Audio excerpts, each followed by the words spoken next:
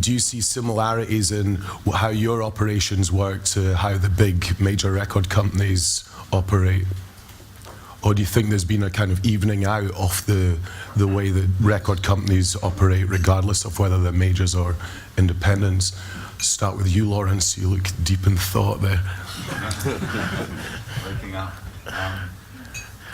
I think there's definitely an evening out of the playing field. You know, the major companies are in a harder position in that they're stranded with very, very high overheads, and I think it's very, very difficult for them to survive the new realities. Or they can survive them, but I think they're having to make much heavier adjustments than independents, which are naturally smaller and more flexible and hopefully a little better prepared and a little better, more agile.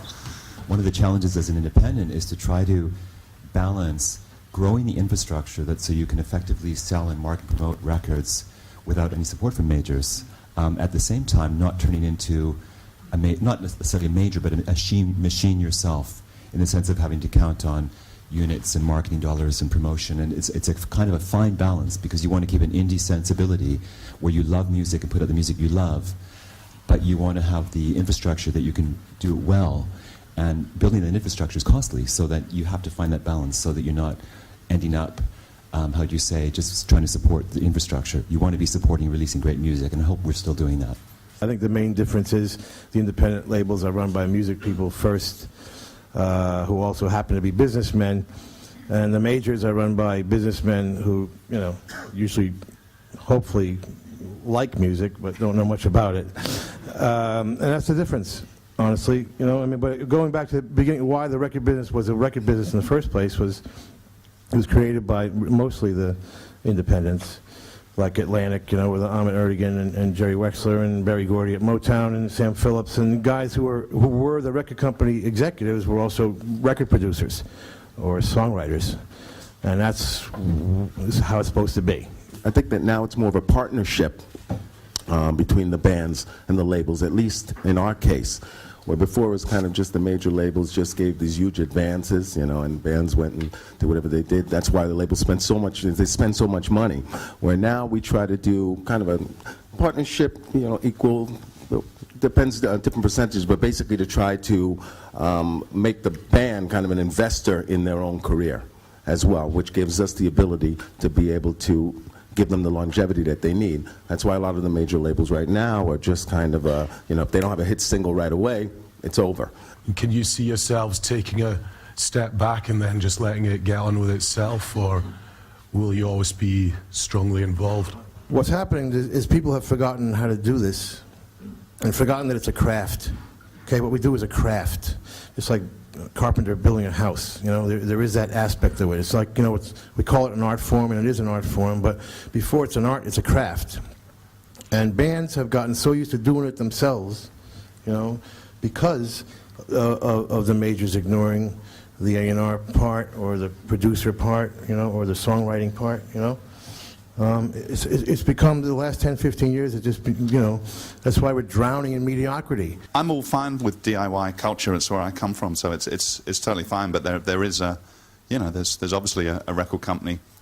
Hopefully has some value in the sort of bringing some kind of discussion and interaction and sort of creative tensions of some kind that help, you know, help the thing move along, you know. And I think that bands also do, you know, often like being on record companies. It's not everything. It's not, hey, you know, labels are the worst thing in the world. You know, they do. I think a lot of bands respond well to it. They like the discourse, and they want to know if they want to have a conversation. Well, leadership at the top is really important to have guidance, I suppose, and just drive. But I think also a really strong team is really, really crucial, and people that also really adore and love music, and it's their soul. And so I feel, you know, within us, really proud of the team that we have and working together, whether it's international or A&R or even business affairs or whatever, that everybody hopefully loves music. But yeah, you know, with music, you've got to, and bands, you've got to just try and find everything you can to get exposure and, I guess, earn revenue and grow, really.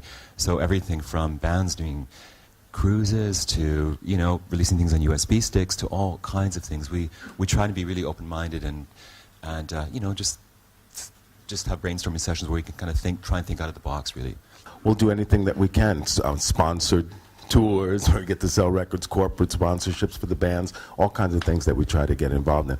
And pretty much the whole core of our business is really to try to create a music business outside of the music business, which is our own infrastructure, so that we have a radio show to be able to play records, you know, and other means that we use to be able to market our bands through our tours that are sponsored. You know, so rarely are signings made from lawyer recommendations or certainly from demos. I hate to say it, but very rarely does it, I don't know about you guys, but you know, getting a CD in the mail, it just there's no time really, you know what I mean? We discover music seemingly randomly. We actually do listen to demos though, so, and we've actually signed a couple bands from unsolicited material.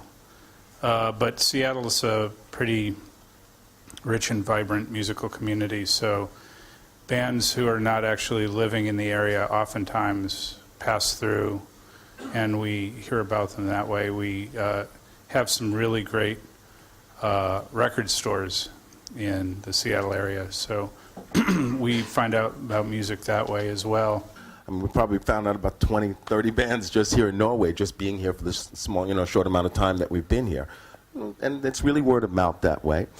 And then there's another method also, is that we have like competitions sometimes, that we'll do web-based kind of competitions. So for example, we did a Teen Vogue competition in New York, where we did something with the magazine, who has a lot of viewers. We did something on our website where we let the people choose the best bands, and that's kind of an A&R device for us to be able to see what's the best thing. And to tell you the truth, the winning band won a record deal with us, and they were a great little band. We always had a real strong outreach to independent stores across the country, and quite frankly, I wouldn't be, well, maybe I'd be here, but it'd probably be like sweeping up the floor after the event, or fry cook or something, if it weren't for the independent stores. And many, many places now, like Canada, for example, there's really HMV and indie stores. That's it. I mean, unless you're like a top 100 artist, you know, and I think that shape of retail is starting to be the way it is in many, many countries. And so if you don't honor the indie stores, you basically have one chain. And that's really, really scary. So we have to really do whatever we can to support them and keep them prosperous and keep them alive. Independent record stores are still the places where they can start a fire, where they'll jump on a record and get excited about it and start a sort of word-of-mouth phenomenon when there's no support anywhere else. You know, a lot of records in modern times are coming out of the energy created by the people behind the counters in those stores just raving about something. You know, that's amazing.